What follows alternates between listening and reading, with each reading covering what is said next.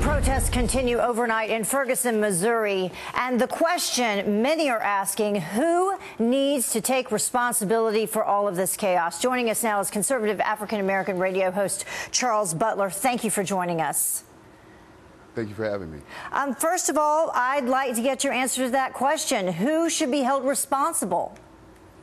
Well, I think the people of Ferguson should be held responsible for the rioting and the violence that's going on there.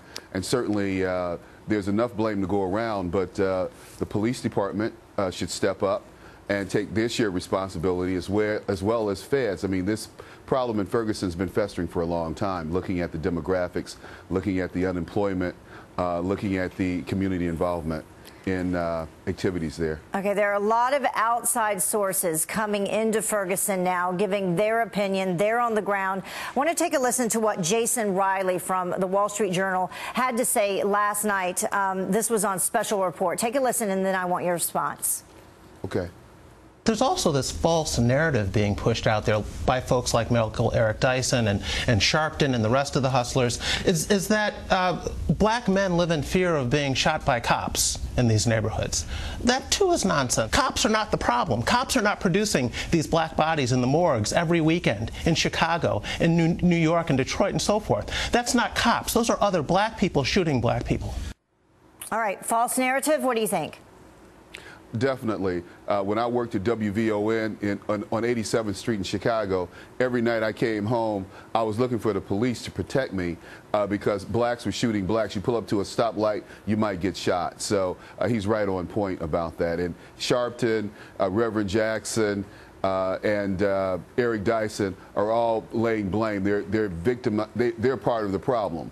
You know, black people need to step up and start acting like first-class citizens. This is not the 60s. We have civil rights, we have opportunities, and we need to take advantage of them, just like other blacks who come to this country do from the Caribbean and Africa. Is this the president's role? Is it his role to get involved in this? Should he be sending a different message? And what about Eric Holder's role? Well, you know, where's that hope and change that President Obama promised? As President Reagan said, those who have the most to lose have done the least to empower themselves. So these people went out and voted for Mr. Obama, 98%, and they are reaping the benefits for voting for Obama. I can tell you that reports that came out last week, illegal immigration will impact black Americans more than anyone else. If this president has amnesty, it will further push blacks down the line. All right. Thank you so much for joining us. We appreciate your insight. We'll check back in with you as well. Thank you, Heather.